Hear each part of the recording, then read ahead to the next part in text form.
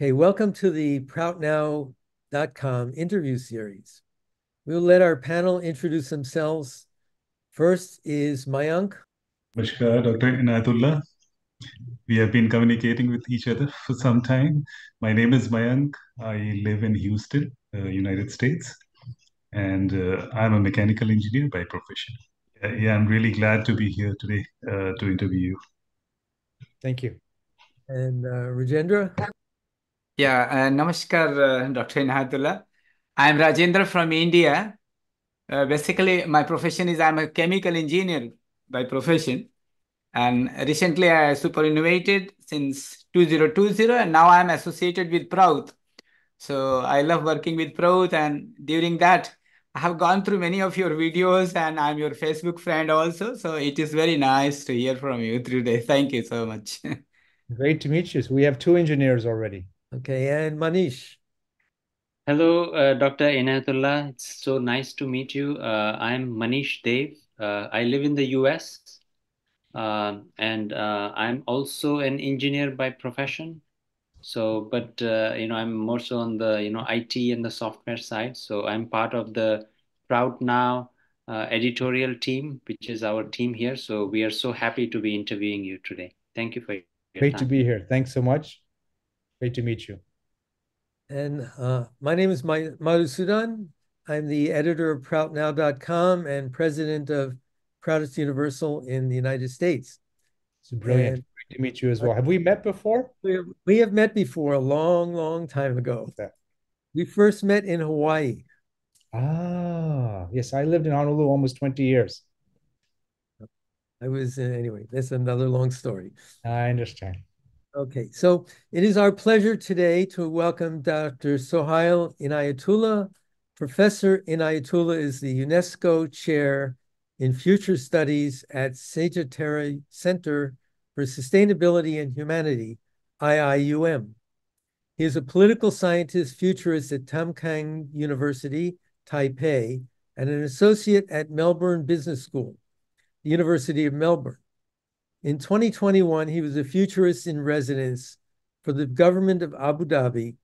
From 2011 to 2014, he was an Adjunct Professor at the Center for Policing, Counterterrorism, and Intelligence, Macquarie University, Sydney. In 1999, he was UNESCO Chair in European Studies at the University of Trier, Germany. He is listed in the top 2% of the world's scientists as measured by the highest impact of citations.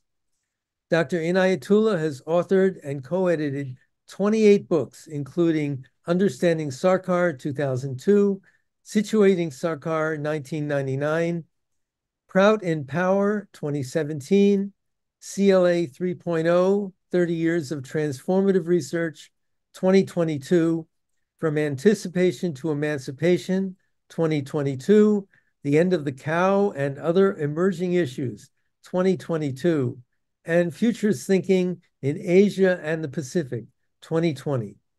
His PhD was on the world philosopher Shri P.R. Sarkar, the founder of Prout. Shri P.R. Sarkar read parts of his PhD thesis and commented on the text. Dr. Inayatullah, a warm welcome to you, and thank you so much for taking time to be with us today, despite your busy schedule. Brilliant. Great to be here. Thanks so much. Well, thank you so much. And we will start off with the first question. Please tell us, what is future studies? So I was 17 and moved from Malaysia to Hawaii. And I had grown up in a situation. My father was working with the UN. My mother was a mystic and Sufi mystic. And so what I learned from them, our discussions with my father, was very nation-centric. If we see a nation-centric world, it's a realist world, though. It's a geopolitical world. To get out of that is nearly impossible. So at 17, someone was teaching a course on future studies, and suddenly I saw here's a way out. Instead of only being structured in geopolitics, we can choose different worldviews and offer different alternatives, a spiritual worldview, a feminist worldview, an idealistic worldview. So suddenly the notion of going from nothing is possible to anything is possible was the core of future studies. The methods and tools are about macro history, the large 1,000-year patterns, 50-year patterns. The methods and tools are also scenarios, not what will happen, but what's possible, what might happen. So future studies is really the exploration of alternative and preferred futures. It says, yes, there's structure to history, but how can we find agency, our capacity to influence the future in any given moment? So if you know Shri Sarkar's work, he talked in his 1990 talk, I believe it was, you've entered galloping time. And the uniqueness of galloping time is not just the acceleration of time, but as he argued, the ability to enhance your agency. You have greater impact when time gallops.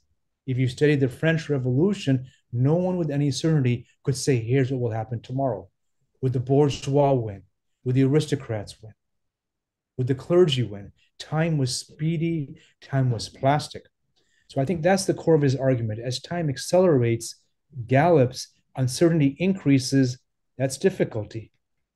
But also the ability to influence increases. And that's what I think Prout's universe is about, to find ways within the world system, you might say, the points of pressure to help navigate, to help make it jump to a new world. And future studies is a way to do that. You might say, for those of you, it's Prout Light. It's a way to talk about Prout in language that's easily accessible to the engineer, to the scientist, to the business leader. That's very interesting. So in light of future studies, what should we be doing now to see the future that we would all like to see, such as eliminating poverty or universal education or universal healthcare? So this is dependent on your worldview. So I wish I could say do X, Y, Z. But what we've learned in doing this work, that's always the wrong answer. So strategy comes from, we will do this to you. So if you look at international development agencies, they work with a group in any country and they say, please tell us what to do. And the expert says, do this. Now, I think if you think that through, that's still strategy in a zero-sum game. The world is limited. You have to compete against X and win by doing Y. Futures thinking and Prout as well says, actually, you're co-designing. No one's above or below. We're all on this planet together.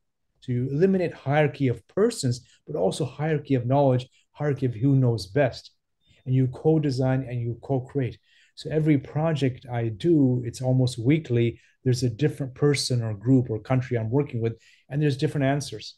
So of course, in Prout, we have some core principles: the social cycle, universal, the notion of a wealth cap, notion of deep spiritual ethical leadership. We have some core ideas, but the application, the connection, the community is all time, space, person dependent. So I'm hesitant to tell people do X. My role, and I think all of our roles, is to find where the possibilities of change, which they identify in their local knowledge, their local ways of knowing, and we work with them almost like a gardener to help create the new crop, the new field. So I'm asked a lot in future studies, tell us what will happen, tell us what to do. And that's the mistake everyone makes, that they have the answer. I'm very clear with my limited understanding, limited body and mind. Here's what I know and here's what I don't know. But if you get many smart people together, we can create more. Well, can you give us an example of something you've worked on where you've applied future studies? Okay, for example, we were working with UNDP in Egypt, and their issue was post-COVID strategies. And I think the remarkable thing that came out of that meeting is everyone says, let's use AI to help large corporations create new value. And that meeting, once we did scenarios of no change, marginal, adaptive, radical, it became very clear the radical scenarios, how to use AI for the poor.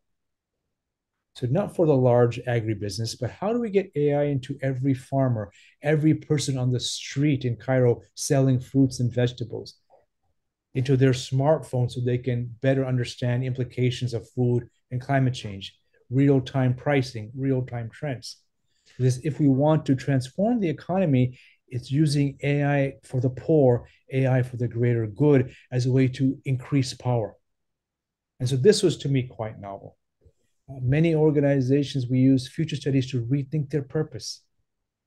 With one large international development agency, their purpose was infrastructure.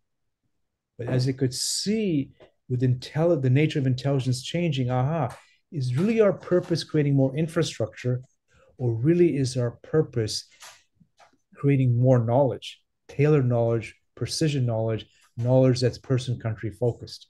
So they start to think about redoing their purpose from the infrastructure development provider to the knowledge development provider. So as the world changes, things work, and then we enter a bottleneck where our strategy doesn't work, who we are doesn't work. And that's where Futures comes in and says, we have to change our core narrative and we have to change our strategy. With one Olympic group we were working with, it was, I can't tell you the country or the group, but they were looking at swimming and winning, right? So they had a very core strategy, which was heavily funded by the national government to win more gold medals. So they said, well, how can we do this better? So as we went through this process, it became very clear they had a metaphor, which was the golden second. That if you train Olympians, that last second is what decides between no medal, bronze, silver, gold. I said, well, that's great. That's working. Why do you need to talk to us? You're experts.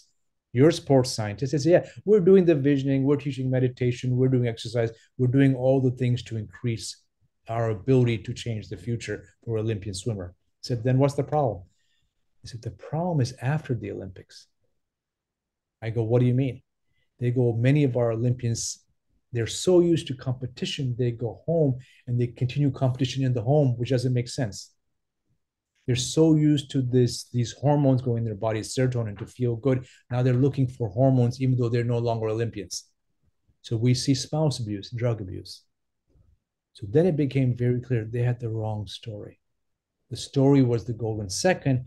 As we worked with them, they suggested, it's the golden life. Golden life means not just winning in the pool, but winning in life, which means emotional intelligence, lifelong literacy, financial literacy, spiritual intelligence. The goal of Futures, it works, it doesn't work. What's a broader, deeper, more effective way to transform self, society, and the world? So these are examples of Futures thinking in practice.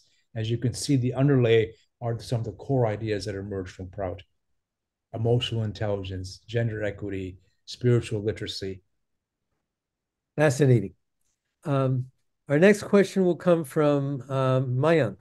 So the next question, Dr. Inayatullah, is your pioneering work in future studies underscores the significance of cultural perspectives in shaping our understanding of the future.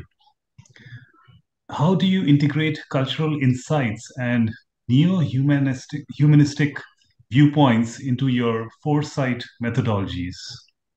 So the method we use is called causal layered analysis, or CLA, causal layered analysis, or CLA. So the notion is reality as we know it has layers. If you know Shri Sarkar's work, there's kosas. If you see kosas as a narrative, most of us live at the more superficial level. If we want profound change, we have to go deeper. So in this approach, it's 4 levels, simplifying the quite profound kosha's work. Level 1 is litany, the data, what's observable. Level 2 is the system, the ecosystem, the cybernetic system, the infrastructure system. Level 3 is culture, worldview, identity. Level 4 is the unconscious story. Once you can access that, then you can make the profound change. For a WHO project in Mongolia, we were looking at the future of health. And they said, well, the litany is more and more incidence of gastric cancer. Why? Well, because we're eating junk. We're not taxing junk food. We're eating just what's available. Why? Level 3, we've gone from a socialist framework, market closed, to a capitalist framework, market open. There's more choices, but the choices are still being constrained by the capitalist economy. What's the metaphor? The metaphor was, it doesn't matter if you're eating a carrot or from the can, it's your personal choice. And they said that view of the personal choice in this system leads to more gastric cancer. So then we had to work with them to change the story. So we looked at incentives. You start to tax foods that impact cancer. And then you start to change the metaphor, the healthy you, So you move from capitalist economy to a well-being economy. So you want to change the story, change the culture, change the system, and then you want to change the identity. In one Southeast Asian country, they said, oh, we live to eat. So all day is about food. Because they went from being very poor to now being one of the wealthiest countries in the world in just 50, 60 years. So what's a better metaphor? Well, we eat to live. What's a better worldview is, of course, well-being, health-centric. Now, then, as you know, as you're engineers, it can't just be story. The story must be incentivized. So you tax sugar, or you tax oil, or you tax white rice, and then you encourage plant-based foods. You encourage home gardens. And then you start to rethink your measurement. So clearly throughout Asia, Southeast Asia, we're seeing this growth of diabetes. Because poverty to abundance of food, we eat junk. So what do you change? Of course you change the story, personal responsibility for the health, but you also change simple things like what foods are available, what foods aren't. You might want to tax sugar and encourage fresh fruit. You might want to create spaces for health. So this is where city planners, mayors, prime ministers can do a lot. We saw in Australia in 1994, they took a very risky strategy to say, okay, we're going to change how we see smoking. And that cost a few $100 million in terms of making smoking something wrong, something difficult to access. And then they estimated 10 years later, they had saved over $2 billion in terms of hospital costs. So futurist thinking is you have a prevention, you know you want a different vision of the future, then you have to change. The change occurs at all levels. A new story about health and a new system of incentives and disincentives to ensure people take up the new idea. So we see throughout Asia, we were working with UNESCO in Bangkok, the biggest threat, everyone focuses on war, but the biggest threat we know is pollution. Pollution is beyond a particular place. It's throughout the Asia-Pacific region. So right now, pollution is their problem. The government will fix it. Or that other country is saying the pollution to us. Every country profile you read, oh, the pollution is coming from the next country, right? And there's some truth to that. But actually, so this is now a planetary Asia-Pacific problem. It can't be solved with a nation-state framework. So what's a regional agreement around pollution? And then we go micro. What does the mayor need to do differently? So this is the power of having deep methods to change. And we can see, once you understand metaphor as you're suggesting, now here's where the Kostas and New Humanism come in. Once you understand story, it gives you huge power. If you look at Brexit, the research we've seen, Theresa May was, how do I ensure Brexit, even though data suggests we'll become poorer? In every quantitative analysis, it will become poorer. So what do? So she chose the story. The story was, it's not fair, take charge. So this was a story that countered the data of poverty, but the story was so powerful, we're different from the Europeans. Take charge, it's not fair. The story won, even though the country lost. So from a new humanistic view, we say, okay, can you use story for evil, exclusion, or you can use story for inclusion? We're all one, we're on the same planet, and the benefits of one group will benefit all. So political leaders understand story and CLA process implicitly, but they use it for their own short-termism. They use it for their own, in the same India, their own community, their own communal gains. New humanism is about everyone's gains, whether it's from health, well-being, identity, whether it's poverty, or whether it's food, whether it's pollution. So humanism takes this broader view. We're in this together. If you look at Shri Sarkar's core metaphor in Prout is, well, am I running a race alone, or am I in a caravan where the person behind is picked up so we all go together? To do that, we have to have at the systemic level a global wealth gap. Yes, we should create more wealth through production, through new ideas. Yes, yes, yes. But there has to be a cap so that wealth flows very quickly. As again, Shri Sarkar said, money is flowing, it's moving, it's rapid, it's accelerating, the system keeps on going. So in each one of us, we say, what's the story that leads to greater humanism versus a story where I win, but everyone loses? And that's the challenge every person faces. every prime minister faces. And the systems of the nation state framework are built in, so my stories of exclusion lead to me becoming reelected. I remember 10, 15 years ago, the head of the European Parliament says, we know what the right thing to do on climate change is. We know what the right thing to do. None of us believe we can get reelected on doing the right thing. So that's a systemic effort. Thank you so much. That was really illuminating. I'm interested in exploring the qualities that would define ideal future leadership, acknowledging the fundamental differences between religions and spirituality. Do you see spirituality playing a significant role in shaping future leadership? If so, what aspects of spirituality do you believe are crucial for leaders navigating the complexities of tomorrow? Do you see a role for neo-humanism in future leadership? So in terms of definitional, I try to see it as a diamond.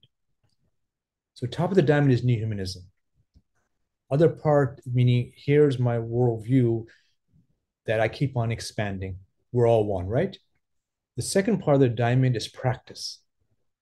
It can't be just we say we're all one. There's a disciplined neural practice, whether it's there's meditation and things like that. The third part of it is service. So it's not about me. I'm doing something every day for someone else.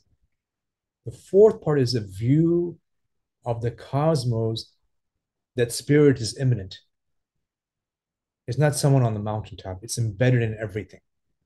So if you take that diamond together, now you have a spiritual worldview that can make a difference. So I know many people who are spiritual, but still horrible to be around. I mean, they're quite toxic. So you think, well, why are they toxic? They're doing the meditation practices, yet they behave in ways that are frightening.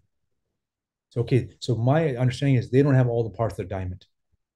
They got the practice part, their minds are really strong, but they don't have any humanistic inclusion, and they don't have the notion of service. Something's missing. So spirituality is, of course, a necessary factor, but it's not a sufficient factor.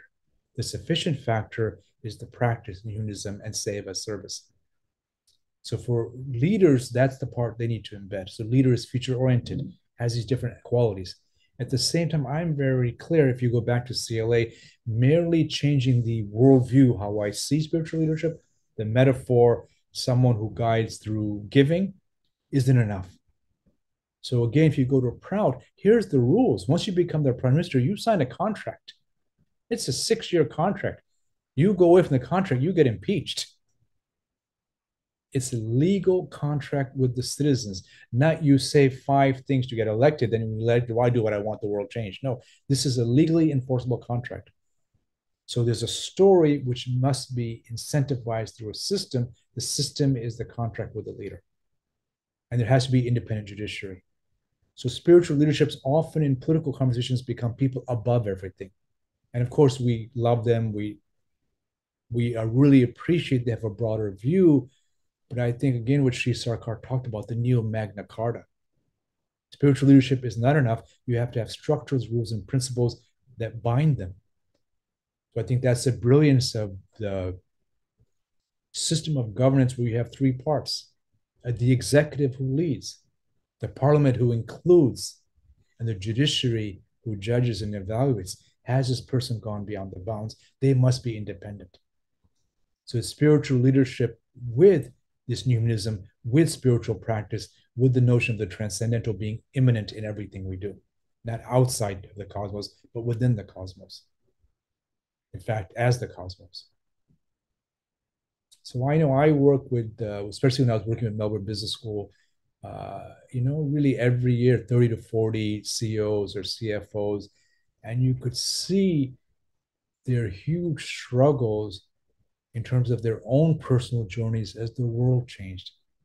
Highly effective, highly powerful, very profound people, but suddenly they were in a situation where they were stuck. And so then we do the inner work. Are you doing inner practice? Are you doing mindfulness? Are you doing CBT? I know one leader, he said, He was uncomfortable now in meetings because the rules of diversity challenged him. So he has one ethnicity, one gender, and everything was changing. So I said, describe to me what that means as a story. He said, a story, I'm a winning tennis player, but I'm only good at playing on clay courts. Now when I enter a meeting, I never know, is it clay? Is it grass? Is it hard court? So, aha, you need new skills. He goes, yes. The person who can play on many courts, meaning greater emotional intelligence, greater global intelligence, understanding other cultures, diversity. And I said, great. And this is back to your humanistic question. Where do you want to be in 20, 30 years? The futures issue. He said, well, I became a CEO not just for the money, not just for the competition, but because the fun of the game, the rally, the mindfulness of the moment. So then he became clear, in 20 years, I want to be the coach. I want to go back to just being in the moment. So this is the translation of heavy ideals into something one can do Monday morning. Very good. Thank you. Next question will come from Manish. Yes, thank you, Dr. Inayatullah. Such profound insights. Really enjoying this conversation. Thank you. My question is going to kind of be a follow-up to the leadership question and then the way you defined, the spiritual view. I mean, we do live in a capitalist world right now where like, materialism has like taken over the psyche of human beings. How do you envision like the transition from like a materialistic world to spiritual world? Yeah, that's the question. That's the toughest question for all of us, right? So the frameworks we use is 3 horizons. So horizon 1 is the reality of today, whether it's a product, your emotional state, or the capitalist system. Horizon 3 is where you wish to go. That's the vision, the dream, the impossible, the long term. Horizon 2 is the mess. If you read Gramsci, he talks about in the interim, that's when the monsters come out. So this is not just in the in-between stages, when you're in between stages in the world system, when hegemons shift, when systems shift. This is a unique period in history. Again, as Shri Sarkar talked about, the rise of the global going through the internet, the challenge of one type of hegemony with new hegemons coming up, the challenge going from fossil fuels to renewables, the challenge of patriarchy to gender equity. This is not one change, it's at least 6, 7 dramatic changes. Now, in that shift, he argued, if Prout or Prout similar organizations don't emerge as a dominant paradigm, then, as Gramsci said, the monsters awake. Those are individual systems that focus on war, violence, power for the few. And that's our challenge. So we imagine a new global governance, far more inclusion, different houses. Today we have a UN veto system. How do we get to the next system? And so in our Futures Week, we do something called backcasting. We assume 2050, 2080 has happened. Then we ask ourselves, what happened the last 20, 30, 40 years? We populate from the future to the present with ideas, with possibilities, and we work on them. Now, another answer to your question, I really don't have a good answer to this. I am perplexed by this. I think about this all the time. So I wish I could say, here's what will happen. I can't. I know recently the Malaysian government came out and said, okay, we reject the veto power system. How about you can't just have one veto, given the power of the Security Council? How about you have to have 2 vetoes? So that's a step forward. Or you have a far more open Security Council. All those are on the table, but the people in the council, why would they change? Right? That's your question. There's no incentive to change. Why should I change? I've got the power. So at the individual level, I see individuals change when there's a health crisis. So if we see that at the systemic level, systems change when there's a health crisis. Clearly, climate change is a health crisis which challenges all of us. We have to make the transition, even though there's still some deniers. So the systemic challenges evoke extermination, and thus the system changes. That's hopeful 1. Hopeful 2, if you go back now to the 14th century, if you remember that transition in Europe, there was a 100-year battle at least between the cathedral and the castle. In Sarkar's language, between the Cottarians, the Warriors, and the Viprins. Which way would that go? And that 100-year battle was, if you look back, was profound. During that battle, well, no, the cathedrals will win. The priests will win. No, the warriors will win. We'll stay as a feudal monarchy type system. That battle goes on, and eventually what's unique is the victor is outside castle and cathedral. It's the burghers, the capitalists, the people in the markets. They transform and create the world capitalist system, which starts from the 15th century in which we're in. So this is the unique part. The victors were not even in the debate. They were outside. They were the outliers. They might say they were the Bedouins. So is there a third force that starts to emerge that challenges the entire system? And so in our work in Futures, we try to find those third forces, the third ways, and try to encourage them, support them, and hope for them. But that doesn't respond to your core question. Realist, violent power works.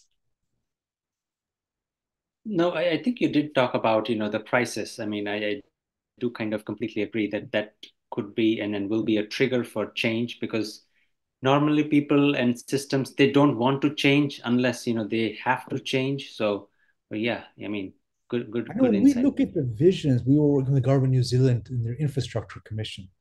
And they said, please help us think through the transition from GDP to well-being. And now there's many countries exploring it, because their conclusion was we can say what we want, but at the end of the day, the accountants count. So what do you count? We're all counters. Are you counting GDP, or are you counting individual, mental, cultural, spiritual health? So they said, what if well-being was our new measurement? What would infrastructure look like? Is it number of cars, or is it the walkability of the city? Is it industry, or is it the breathability of the air? Is it number of official institutions, or is it a flow of spiritual energy? What are we counting? Years lived. So you see the great series about blue zones on Netflix, where the areas people live longer. And so there's some insights there. So I think there's this transition we see everywhere. At the same time, we do live in a world system that doesn't want to give up the goods. Yeah. And so we're all of us stuck. So we have to live in both worlds. That's what I advise young people. Clearly, you live in a capitalist, egotistical system, and you need to understand those rules. Clearly, you want a different world. You have to vision and live as much as you can in those worlds and try to practice it. So if you're totally living in a spiritual world, you're going to be in trouble. My mother, when I was very small, she used to always say, trust in Allah, but tie your camel. I mean, you don't have a camel. I don't have a camel. But her point was totally trust in, in consciousness, but also, don't leave your wallet on the street. So this was this balance between living in a capitalist system and we want a different system. So this is where the rules of the state have to change from supporting, incentivizing corporate to supporting, incentivizing the cooperative economy. And we have to be trained. The number of cooperatives I've been to and I worked with, where people are horrible to each other. They're really horrible to each other. But you're running a co-op. Why do you hate each other so much? And I realized, okay, there's no independent judiciary to say you're wrong, you're right. We don't have training on cooperation. If you follow American basketball, the big transition was Michael Jordan. And he said, the way to win basketball is to be the hero. He created a new archetype. Then D'Antoni comes in with the Rockets and then influences Golden State Warriors and says, no, it's not the hero. It's follow the energy. And that was a huge transition where now Golden State said, no, it's energy ball. Whoever has energy, you give the ball to them. And what he was saying was, no, this is cooperative. You never know who has the energy one day, right? Some days it's you, some days it's me, some day, and so you give the energy to the right person. That's a deeper type of leadership. So I see in transitions, and if you look at, you say, well, that's an interesting idea, but so what? Well, the people who followed D'Antoni's model made billions and billions of dollars because they did better than everyone else, because they understood cooperation not only feels good, it leads to within the current system success. So we've seen that with meditation mindfulness. It makes you feel better, and within the system, it enhances your productivity, which is why the whole mindfulness revolution in terms of now $100 billion industry, much more than that. So we have Agreed. to do well at both and help extricate ourselves from the current system to a better system. And I think maybe the education policy and education kind of system over a new generation, that will also play like a big role as to how the young generation thinks about, life, about, the material life versus the spiritual life. It could start from like a bottoms up education movement as well, changing the curriculum in like schools and, universities. So I mean, that's what when they asked Shrii Sarkar, how come you only have one university and millions of schools you want to create, small schools? He goes, well, look, because I'm thinking about the next 50, 100, 500 years. Exactly your point. You want to start to have people who find it easy to enter emotional, spiritual literacy. That's a segue from the current system. The new system is easy. Okay, no, thank you. Thank you for that answer. My next question is actually going to be on cooperatives. And I know you mentioned cooperatives. So cooperatives are a key to the Proutist economy. Currently, we are seeing that corporations have tremendous power and even sway politics, all around the world. How do you envision like transforming like current corporations into democratic institutions like cooperatives? The current system will only accede if it can better meet its needs. Right? So that's the argument. If you meditate, you'll get your work done quicker and you get more time to rest. If you do the cooperative structure, you'll be able to produce more and make your workers happy and your board happy and your customers happy. That's the argument. That it's more effective, it's more efficient, it's more economical, and it's better. Given climate change, it's better for the world. So that's the argument within the system where people buy into co-ops, and I'm seeing that. Argument two, in the long term, it actually creates a circulation of money which benefits all. That's the second argument. To move towards this, it's convincing enough leaders, governments, that this will enhance your economy. And here's the data around it. Right now, we have cooperative successes, but we have cooperative failures as well. We can see in the Asia-Pacific region, the countries that did the best, the first thing they did, they destroyed the power of the landlord class. If you go back to the last 50, 60 years, the landlord class owned the land, and thus they were landless laborers throughout India, Pakistan, Bangladesh, Sri Lanka, everywhere, which ensured generations of poverty. The ones who broke that, Taiwan, Korea, Malaysia, Singapore, they said, no, we're going to end that world and create a different world. But the ruling class of agriculture was broken. So this is kind of the system we're in now. How do we break the power of the corporate class? Is it regulatory within the nation? Or I think from a Prout view, it's post-nation, which raises the next question. Prout is a global system outside the nation state. How do we move from a nation-centric system to a global system? If you have an answer for that, I really want to know. I mean, this is where we're stuck in a world after visas to a world controlled by visas, a world after the credit card to a world controlled by the credit card. So we're in this transition. It's a difficult transition. And the parts we can see are, renewable energy makes much more sense now. In one country, we're working with the energy company. They said, actually, the uptake in solar is so powerful that we have to pay people during a few hours every day to turn on the lights. The system has become unstable because people have moved towards solar. So imagine South Asia in a total solar regime. It could be done in 10, 15 years. Energy, for all practical purposes, would be free. I know that's a strong word. But the first phase is the grid gets unstable. There's too much energy in the system now. How do we manage all these different types of energy? Fossil, wind, hydro, solar. And suddenly the grid is decentralized. You have to now integrate it at a new level. So this is what we're saying. As the nation state ends, you need a new integrated model of a global governance system. As the fossil fuel system ends, we have to have an integrated renewable solar system model. The best energy companies we've worked with are saying, aha, that's who we are. We used to be the ones who just kept the lights on. I see that in Pakistan with load shedding. Now we have to be the connectors, connecting each home in your model, which you were saying, you have energy co-ops. So you have 30, 50 homes in a village that produce energy. We were working for one country in Africa 7 years ago, the largest energy company in Africa. And they said, what's the future of energy? I said, well, you're brilliant engineers. I'm not. Tell me. So after a day working with them, they said, the transition is from nuclear fossil to solar. The model is AI plus peer-to-peer. Every village produces, every person is a producer and consumer, and we have batteries in each village, and now we have peer-to-peer exchange in the village. We're all sharing energy. That's phase one. Phase two is connecting the villages. Phase three, we have entire Africa that's electrified, without solar, without fossil. And then they looked at me in the room. They said, okay, this is doable. And then I said, what's the next step? He said, well, we're all engineers. This needs AI and peer-to-peer. We need a different skill set. I said, great, let's do that. Then the third phase was, okay, we need to get the CEO on the board on. It's fantastic. They had the vision. They could see it. AI was not there yet, but they could see it coming. Peer-to-peer was not there yet, but they could see it coming.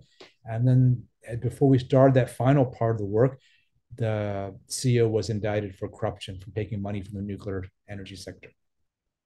So this goes back to Sarkar saying on Prout, you have to have strong ethical values. It doesn't work then. I mean, he was enticed, right? You can't make a lot of money in corruption with solar. It's a few rupees here and there. With nuclear, you can make a lot of money, right? So these local small scale schemes in the energy company said, we're going to go from keep the lights on to the connector. And so that was quite a powerful transition. For that, we have to stop seeing ourselves as a corporation. We have to become a platform of energy.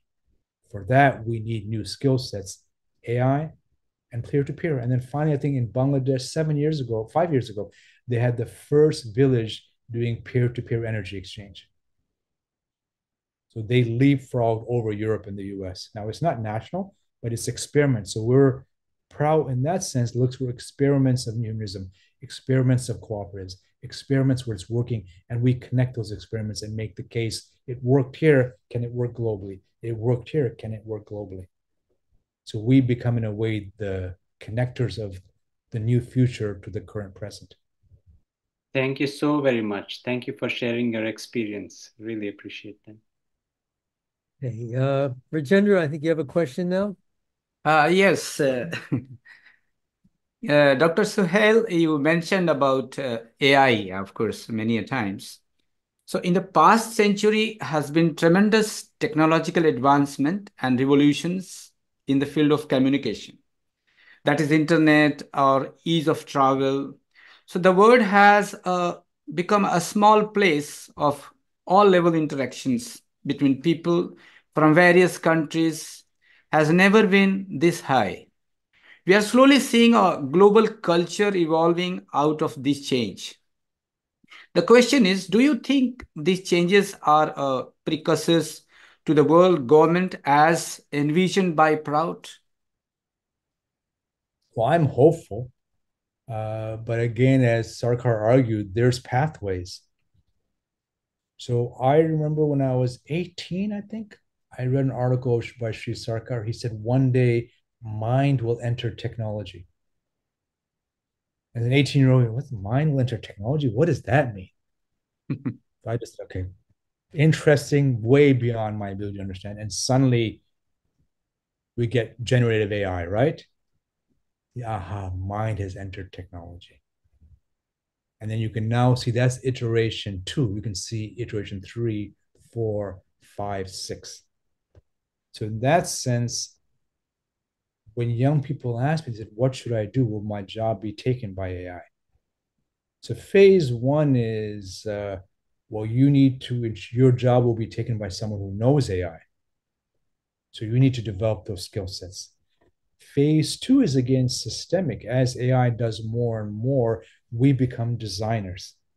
So when I work with teachers, they go, if I use this well, I don't have to do the long lecture. I now am teaching critical literacy. I'm giving spiritual skills. I'm teaching emotional literacy. I'm now a guide, not content expert. And some say this will be very freeing. I hate those long lessons I have to do every day. I can now, instead of one lecture for 50, AI does the lecture. I meet with each one and do personalized knowledge. So this is the two levels. In one sense, we can personalize health. Each person, you have the genome, you have their brain scan. So what diet does that person need? What practice does that person need? It's a full personalized health experience. So not generic, personalized. But phase two, where we're going to, if we have AI for the greater good, right now we still have algorithms of oppression. AI is being done by particular groups in the world. So when we were working in Vietnam, we said, what would AI with the Vietnamese face look like? Because AI is designed by humans. If you wanted to look like your culture, what are some features you can look like? What would AI with a spiritual face look like? We did a workshop with the Thailand Institute for Justice a few months back. And they said, okay, as Buddhists, we would like to develop holograms of the Buddha. So each person gets their own interactive hologram of Siddhartha Gautama.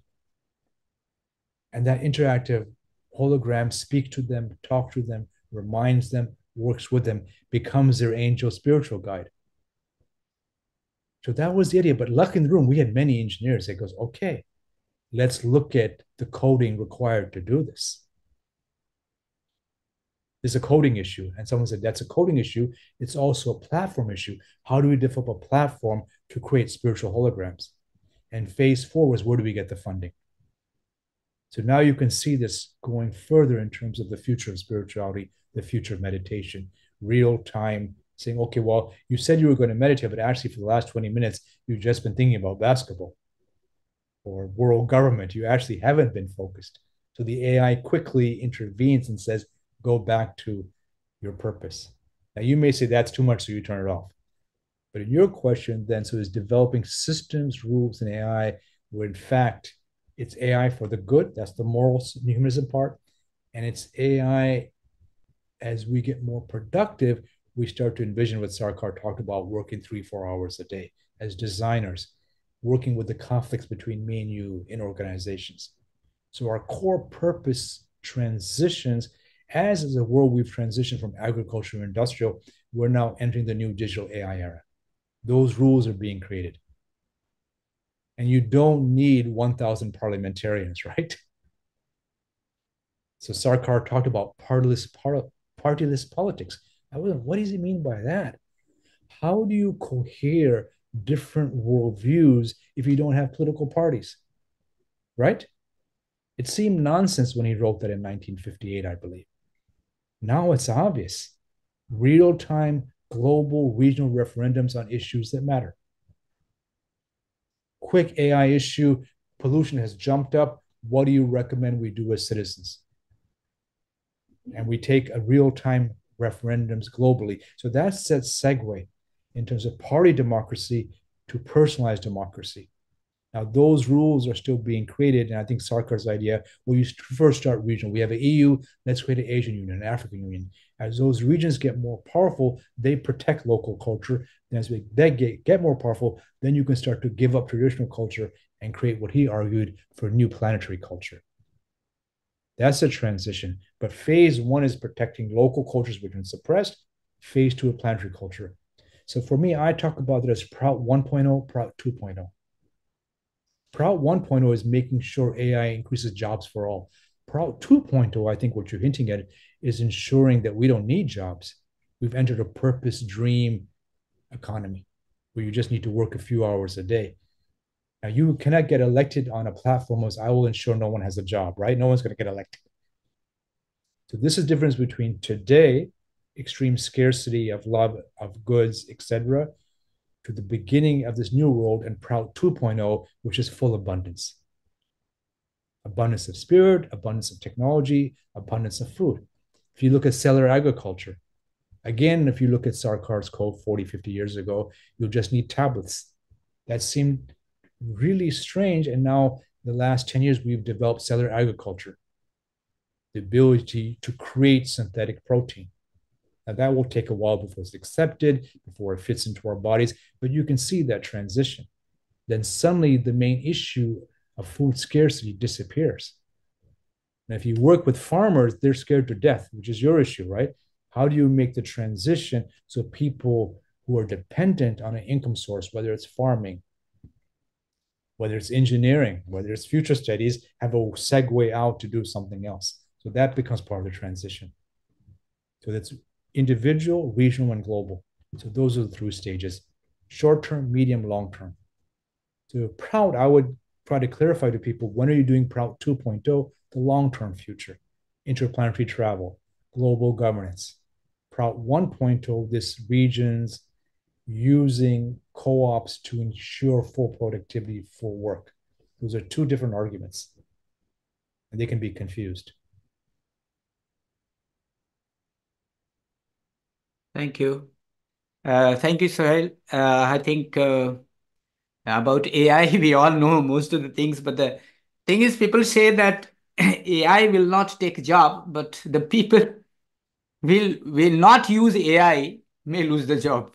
That is the present situation is being talked. But we know that our life is physical, mental, and spiritual. I have no doubt about mental and spiritual development with help of AI. Of course, AI will help. But about the basic needs guarantee, which is the very baseline of Prout, how AI can help unless our thought process doesn't change to make sure that every individual have a basic needs guarantee. That is what P.R. Sarkar says, and that's the first requirement of the Prout. So in this sense, in the way you're framing it, AI reduces inefficiencies, water leakage, increased energy through AI plus solar. You're increasing energy, reducing inefficiencies. That's phase 1. Phase 2 is reducing inequities, real-time information on what's equal, what's unequal. So there's the information part, there's the inefficiency part. AI can help there. AI then produces new products. So, right, so the time to do a report before ChatGPT would have been 1 to 3 months, right? Now you can get the basic report done in a few hours. And then you spend another 1 day or 2 to make sure the culture, the essence, the energy has your feeling around it, right? Your prana. Now you've gone from a 3-month project to a 3-day project. So that's increased efficiency and increased productivity. Now that with a wealth cap, Maxi Mini creates not just increased productivity, amazing wealth and a circulation of wealth, but that needs rules and regulations around that. And right now, as you said earlier, the corporate framework doesn't have those. And I remember Dada Prana used to say, the metaphor is more, more, more, more, more. And he wanted to change that metaphor to enough. What's enough? What's the well-being? How much do we need? So the Gandhian one was everyone has less. This is how Prout differs. The Prout one, no, we have more spirit, more mental, more physical, but it's not just more, it's the why, it's the right amount. You're going up to koshas, what's actually needed. That's the discrimination. So it's quite a different way of thinking about the future. It's not really reduction, it's enhancing new products, which is a well-being is one of the biggest ones, right? We don't want pollution. So AI can reduce pollution quite quickly. So that's how I would try to frame it. Now, the other part, which we've not entered, is vidya avidya. Clearly, I work a lot with law enforcement, and it was very clear from a year ago in our workshops is with AI will dramatically increase the ability to harm others, whether through weaponized military systems or through cybercrime, cyber theft. And we're seeing that now. So our last project in Interpol was, how do we develop a global law enforcement ChatGPT system? Because organized crime is always looking for innovation, not just Prout. And we want to be ahead so we can protect the vulnerable and the weak. Yes, I want to follow up. Yeah, with any technology, the counter technology also should be parallelly developed. That is why, otherwise we are moving nowhere. Thank you so much, Exactly. Dr. Sohail. Thank you so much for. Okay. Thank you. I want to follow up on that because I recall that P.R. Sarkar mentioned that science should always be in the hands of people who follow moral principles. And that seems to be really the key, especially with so much of the future depends on technology. If the technology gets into the wrong hands, we may see a future that we don't want. No, I think it's already in the wrong hands. So we see the AI tech-enabled military systems.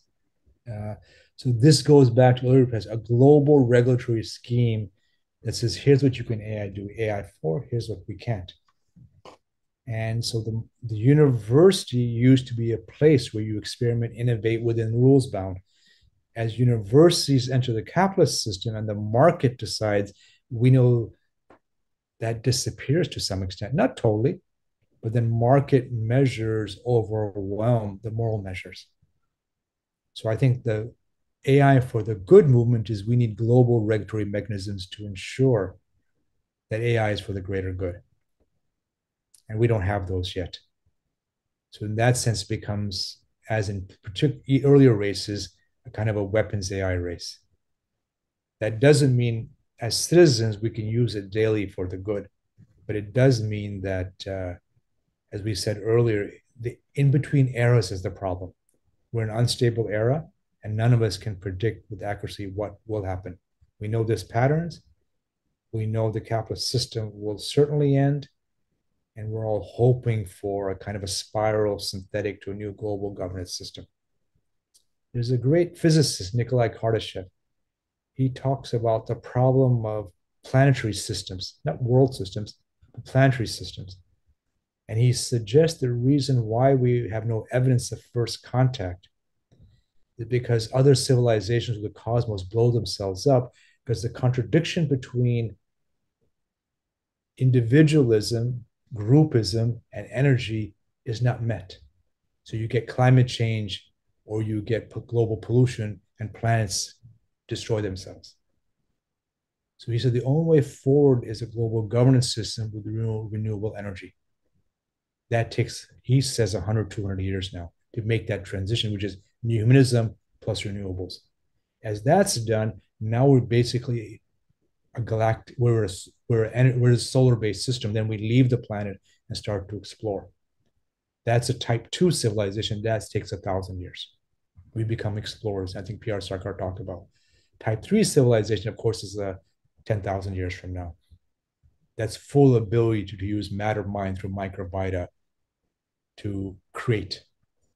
That's Prout 3.0. Let's not even go there.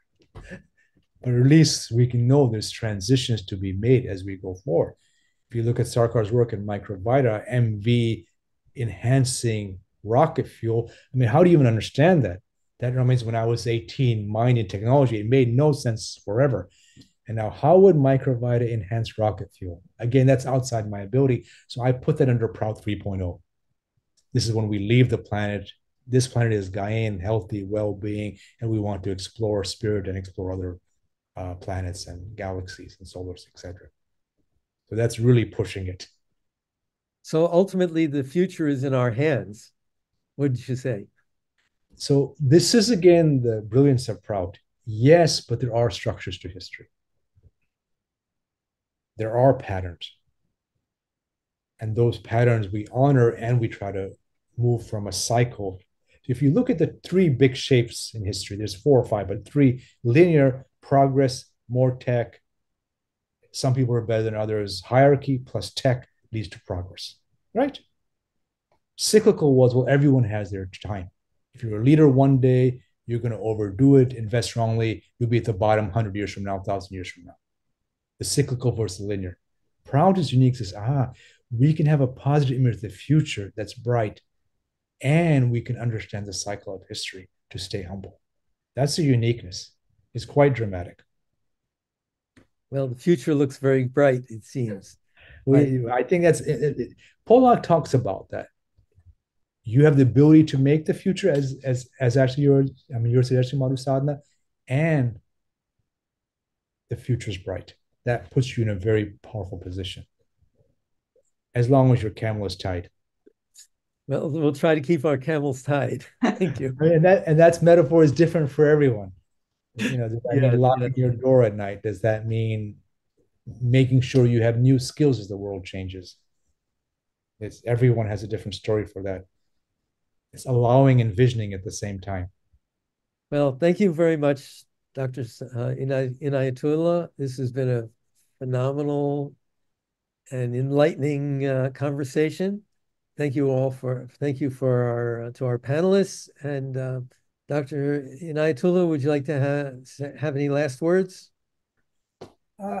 No, I appreciate what you folks are trying to do. This is really using Prout in new frameworks and new forums and having that conversation. And for each person who's listening, the key is, who are you in this story? So this is the critical part. I was working with one large international organization, and they said, aha, we're a flotilla of canoes. We're not just a confederated state. Okay, great. If you're a flotilla of canoes, who are you? And the CEO said, aha, I'm the master navigator. The secretary says, oh, I make sure the wood in the canoes is nicely oiled. Someone else says, oh, I make sure there's fuel. So everyone had a story within the larger story. So in this case, to find that agency, be able to influence, you have to know what's your metaphor in the larger project, because that gives you purpose and clarity and direction. What do I do next? Then you use the text, the ideas, as a guidepost, but it's still you within the text. So who are you within the text? So I became very clear, and I was lucky, to figure out, for me when I was young, here's my role. There's no right or wrong role here. Here's my role in terms of making a better planet. So that's that first critical part. Thank you, everyone. Really appreciated this. Great questions, and really enjoyed being with all four of you.